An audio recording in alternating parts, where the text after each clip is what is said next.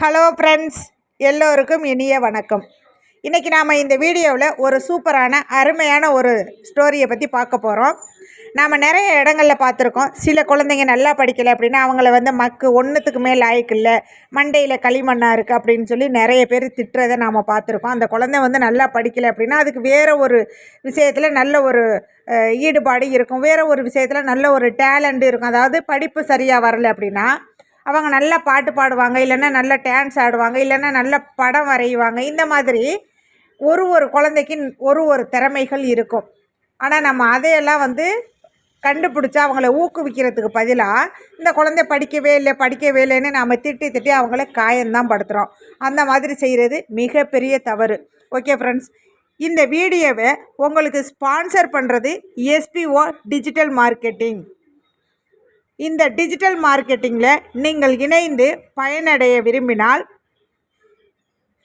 இங்கே இந்த ஸ்க்ரீனில் தெரிகிற இந்த 9994104160 இந்த வாட்ஸ்அப் நம்பருக்கு உங்களுடைய பெயர் மற்றும் தகுதியை அனுப்புங்கள். உடனடியாக பதில் கிடைக்கும். ஸ்கிப் பண்ணாதீங்க. பெரிய தப்பு. தினம் 300 ரூபாய் சம்பாதிக்க அரிய வாய்ப்பு. இன்ஸ்டாகிராம், ஃபேஸ்புக் பயன்படுத்த தெரிந்தால் போதும். Content post and content publishing மூலமா தினம் 300 ரூபாய் சம்பாதிக்கலாம். இந்த வேலை செய்ய 5 நிமிடம் போதும். Work training support, group communication support, all language customer live chat support, முக்கியமா சொந்தமா ஒரு பிசினஸ் ஸ்டார்ட் பண்ற அளவுக்கு உங்களால கற்றுக்கொள்ளவும் முடியும், சம்பாதிக்கவும் முடியும். இந்த வேலை வாய்ப்பு வழங்குவது 5 வருடத்திற்கு மேல ரன் ஆகிட்டு இருக்க நம்ம தமிழ்நாட்டு company school of business organisation private limited. மேலும் விவரங்களுக்கு டிஸ்கிரிப்ஷன்ல கொடுத்திருக்க நம்பருக்கு வாட்ஸ்அப் பண்ணுங்க. ஒரு ஸ்கூலில் ஒரு மாணவனை டீச்சர் செம்மையாக திட்டிக்கிட்டு இருக்காங்க. உனக்கு என்ன சொன்னாலும் புத்தியே வராதா, இப்படி படிக்கவே மாட்டேங்கிறியே, எல்லா பாடத்துலையும் ஃபெயில் மார்க் எடுத்து வச்சுருக்க, கிளாஸில் பாடம் எடுக்கும்போது உன்னுடைய காதில் என்ன பஞ்சையாக வச்சுருந்தேன் அப்படின்னு சொல்லி செம்மையாக திட்டுறாங்க. அந்த மாணவனுக்கு ரொம்பவே கஷ்டமாக போகுது. எல்லாரும் முன்னாடியும் நம்மளை இப்படி திட்டுறாங்களே இந்த டீச்சர் அப்படின்னு சொல்லிட்டு சாயங்காலம் வீட்டுக்கு வரும்போது யோசிச்சுக்கிட்டே வரான். அவன் மண்டைக்குள்ளே ஓடிக்கிட்டே இருக்கான் அந்த டீச்சர் சொன்னது. அதாவது கிளாஸ் எடுத்துகிட்டு இருக்கும்போது உன்னுடைய காதில் என்ன பஞ்சையாக வச்சுருந்தேன் அப்படின்னு சொல்லி இதுவே திரும்ப திரும்ப ஒழிச்சுக்கிருக்கு. இவன் வீட்டுக்கு வரான், 2 காதலையும் பஞ்சை வச்சு அடைக்கிறான்.